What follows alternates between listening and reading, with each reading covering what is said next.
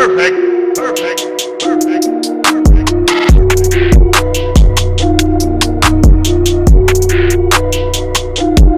The Philadelphia 76ers beat the Chicago Bulls 118-111 at home on a Sunday night.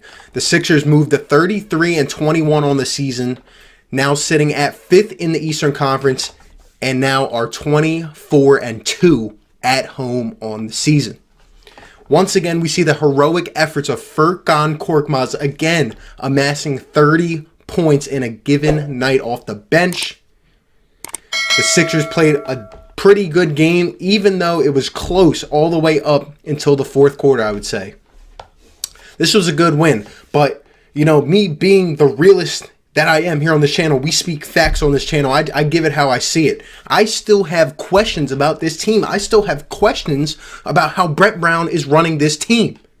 I found myself frustrated most of the night tonight, wondering if we were going to sneak out a win at home, where we have been dominant all season against the Bulls, who can't play a lick of defense. They're 19-35. They can't win on the road. They got 3 of their best players out. Zach Lavine is pretty much all they have. You got bums over here scoring 25 and up. And you know, I just have questions about this team.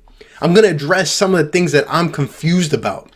For example, you know, we got these 2 new guys, Burks and Robinson, coming over from Golden State. I mean, they're supposed to provide us good depth, right?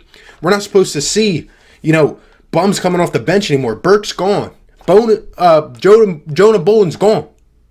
We're not supposed to see Neto anymore. We're not going to see as much of Mike Scott. These guys are supposed to play good minutes, right? You know, first off, it takes them 4 days to come here. However they came. It takes them 4 days to come. You know, we'll let that slide. Glenn Robinson, he comes in. He plays some quality minutes. He plays 10 to 12 minutes tonight. Played good. You know, he's getting to the rim. He's cutting. After he scores, he's staying there trying to pick off an inbounds. I mean, the guy's playing hard. He comes from Steve Kerr's system. You know, they were having a terrible season, but now he knows he's in position to win. And Steve Kerr's not going to let any of his guys slack off like Brett does, but we'll get into that. Alec Burks, guy who's supposed to now be a great quality shooter off the bench for this team, or at least somewhat sufficient. We didn't even see him tonight. Didn't play a minute. I'm confused. I mean, a game where the Philadelphia 76ers shot 50% from the field. 50! They made half their shots. 40% from 3. We out-rebounded the Bulls. More assists, more steals, more blocks, less turnovers. And we sneak out a win against the Chicago Bulls, who are irrelevant at home, where this is supposed to be our dominant place to play. I mean, you got certain times in this game, you got freaking the Sixers fans booing us off the court because we stink. Because we're not giving enough energy. We're not trying. It's crazy. It sounds like I'm talking right now as if we lost this game, but we won. But like things like this, you have to talk about when you're real about this team and where you expect them to go, and when you have high expectations and you know that there's talent on this team. We have to address these things. These are things that you can't get by when playing a good team. When you play in the playoffs, when you play games that matter, not regular games against the Bulls in February. When you play real teams in real time situations that determine whether you go home or not, these type of things matter. Let's break it down, man. I'm still questionable about some of the things I'm seeing. I mean, you got Joel Embiid in the post trying to post up when we have 2 and 3 shooters on the court. But, you know, when no shooters are on the court, when Al Horford's your second best shooter on the court, you got Joel Embiid sitting in the corner trying to hit 3 after 3, and he can't hit one. He's dominated all night in the post. They have no one on their team, with Markkanen out, with Wendell Carter out, no one on that team that even matches up close to Joe. And Brett has him sitting in the corner. I don't get it. It makes no freaking sense to me. The Sixers shot so well tonight, and we had to pull off in the last 6 to 7 minutes of the game. Crazy. Let's go through the box score, man. We'll start with Joe. Joe played good tonight. 28 points, 12 rebounds, 5 assists, 3 steals, 4 blocks. This is the type of, you know, enthusiasm and the type of energy I need to see from Joe. And He didn't even show it at all times tonight, which gives me hope that this guy can be a star in the league. Joe had 4 blocks, and quite honestly, I saw the man come off the floor maybe 1 or 2 times in this game. Joe could literally, and I tweeted this out, Joe could have 8 to 10 blocks a game if he actually jumped. Sometimes these guys come in for free layups and they're just given a free path. And they just take it. And that's it. Nothing said.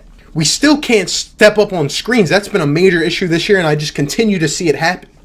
You know, they kill us every game with the mid-range. No one steps up.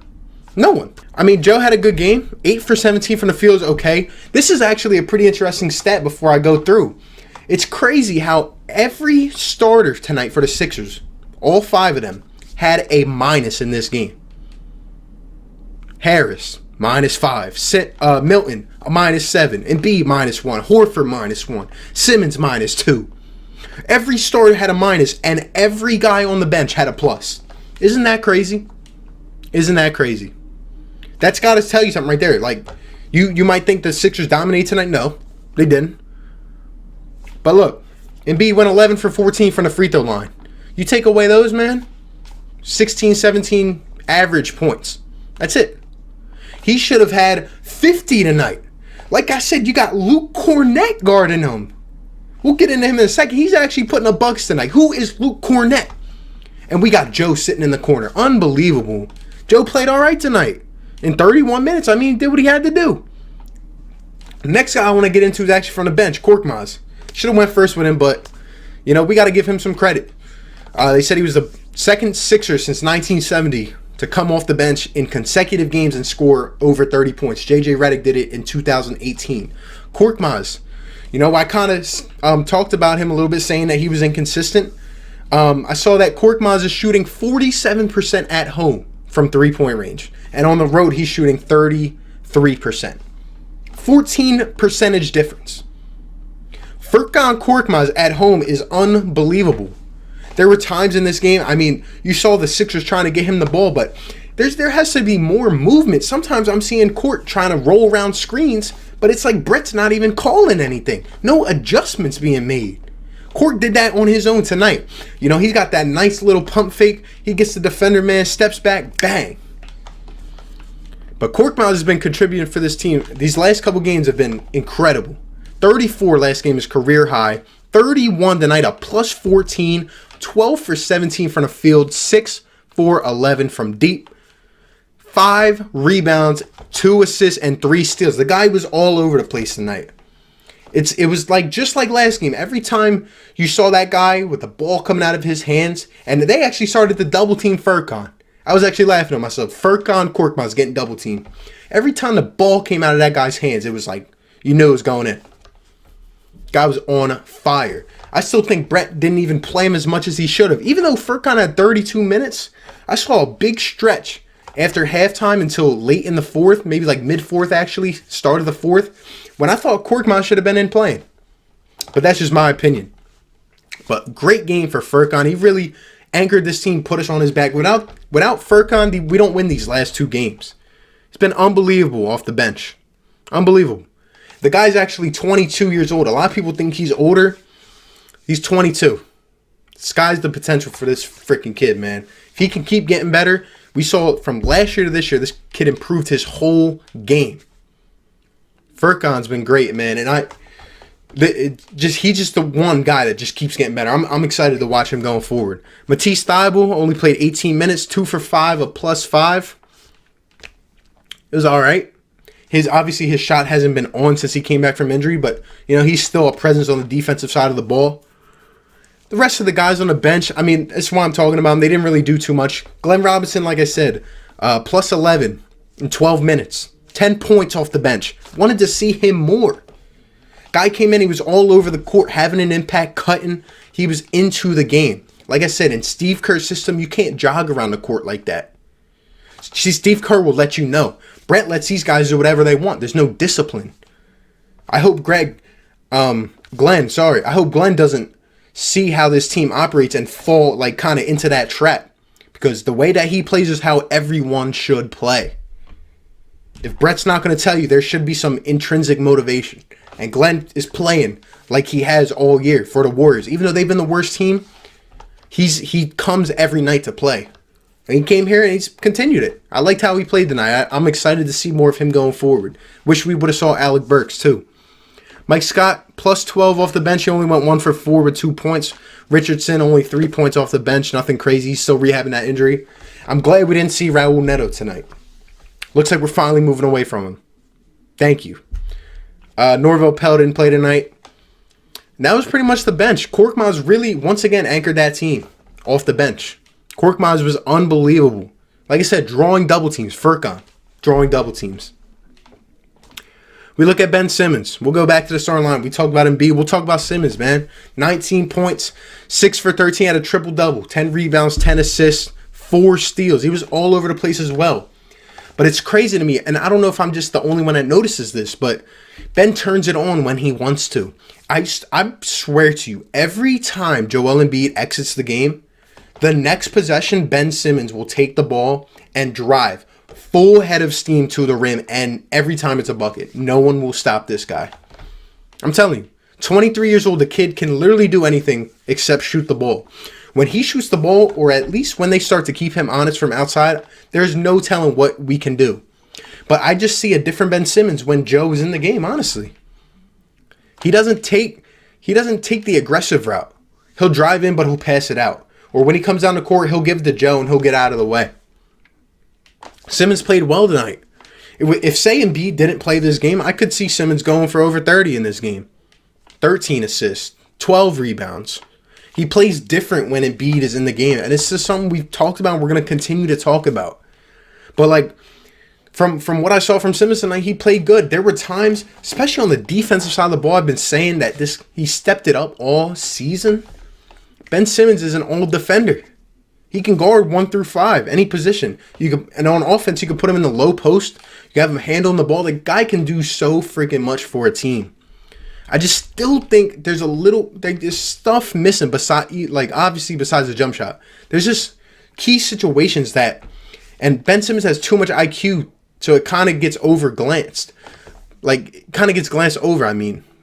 But there's just some times when, or maybe all the time, where Simmons should just be attacking the rim. He can't be stopped. There's few guys in this league that can do anything to Ben Simmons. I just need a coach to bring it out of him. Tell him, yo, there's no one that can stop you. You take the ball and you get to the rim. You will either get a foul or get a bucket. Honestly. But Simmons played well tonight. He was effective. Tobias Harris, 5 for 9 from the field, 14 points, a -5. 3 rebounds, 4 assists. Tobias played okay. There were times in this game, 5 for 9. That's not bad. When they gave him the ball, he shot. And the difference between Tobias and guys like Ben and Joe is when Tobias isn't engaged on offense, say they're not giving him looks, not giving him shots, it doesn't matter. He doesn't let that affect his body language. Even on defense, he still plays hard. We know he's not the best defender, but he always plays hard. And when he's given that opportunity on offense, he attacks the rim. He's got that bull mentality. Even if he doesn't show it, I know he kind of is like a classic player. He's not very flashy in any regards. But Tobias will always, when you call upon him, he will take the ball and drive to the rim and most likely get a bucket. He's just aggressive, and I like that about him. I like how he just stays in the game no matter what his role is. Some nights he's completely off, and some nights, Tobias, it just seems like anytime you get him the ball, he's going to hit the shot. I wanted to see him take more shots tonight, but I guess it's all right. We got the win. Al Horford, 0 for 6, 0 points, and a -1. I mean, 7 rebounds, that was his best stat. It's getting to the point where, he's just not being utilized right, and it's very sickening to me. It really is. I'm not liking what I'm seeing right now. Like, Brett, what don't you understand, Brett? We have Joe. When last year, when Joe went out of the playoffs, when he got sick, we wished that we had a guy like Al, because Boban wasn't cutting it. We wanted a guy like Al who could step in and take the role, whether Embiid was hurt, whether you could alternate them. I mean, this team can have so many different lineups that are unique, but for some damn reason, coming out of the first half, Al and Joe play together for like 8 to 10 minutes. Coming out of the second half, they play together for 8 to 10 minutes. It doesn't make sense. And another thing, like, coming out of the half, Furkan is literally on fire, and you come out and play Shake for 6, 7 minutes? I don't get it, Brett. Why do you not feed the hot hand? Why don't you go with the lineups that make sense? It's like someone's telling you to do this. Like, this is just simple basketball stuff. We all see it.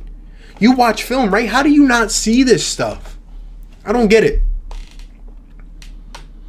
Overall, this team played all right. The bench played way better than the starters in terms of, energy, enthusiasm, in my opinion. I'm not saying the starters played bad. Embiid had good moments in this game. The 28 makes it look a lot better, but I think Joe played good tonight. Not great, good. Simmons, I think he played okay. Tobias played okay when he was given opportunities. Allen Shake really didn't do much. It was, once again, Korkmaz that sparked this team with his amazing shooting off the bench. They had to account for him. He was the best player on the Sixers tonight. Again, Glenn Robinson, like I said, played good minutes. But overall, and I want to talk about something with Joel Embiid. It's like a lot of people got on me before when I said this. Earlier in the season, people got mad at Joe for expressing who he was on the court, for being him. Well, last game, you got Al Horford shushing the crowd, and that was ridiculous. This team, all we do is support you, and we hold you accountable. When you don't hold yourself accountable, when your coaches don't hold you accountable, these fans take it above and beyond to hold you accountable. Let you know when you're playing like crap. Let you know when you're playing good. You're playing like crap, we're going to let you know. Embiid comes out tonight. I saw a little emotion from him. He's been saying how he doesn't feel himself. He can't really do all the antics and be himself. I'm one, and this might go against the popular opinion. I think Joe should do whatever the hell he wants on the court. That's what makes Joe, Joe. It's like when Joe's fired up, when the crowd is backing him up, when he feels that energy, Joe will come out and get 2 straight blocks. He'll go out and he'll post someone up, man, and get a nice hard bucket. But when he's very quiet, it just seems different. Like, maybe some of us take it too far that he's not engaged, but it really does seem like he doesn't want to be there sometimes. You can still be a good basketball player and show your personality. I guess a good game from the Sixers, even though it was way closer than it should have been. It should not have been tied. We should not have lost the lead in the third quarter, and it shouldn't have been tied for a good amount of time before we went into the fourth. We pulled away in the fourths, played good defense. The Bulls really couldn't hit anything going down the stretch. Pulled away, but it should not have been this close for a team that's irrelevant like the Bulls.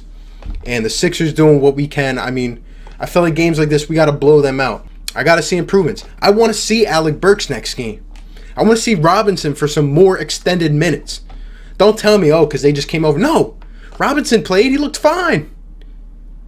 Alec Burks didn't even touch the court. We'll see what happens going forward. I still don't think Brett's the answer for this team. Got the Clippers next on Tuesday. That'll be a real test at home. We'll see how that goes. Sixers are still pretty much unbeatable at home. We're 24-2, best in the league. I guess we'll ride this win 2 in a row. We'll see what happens. Let me know down below what you thought about tonight's game. Let me know what you want to see going forward. Let me know your opinions on Brett Brown. Let me know it all down below. Appreciate all the love. Like and sub. And I'll catch you on the next one, man. Peace. Perfect.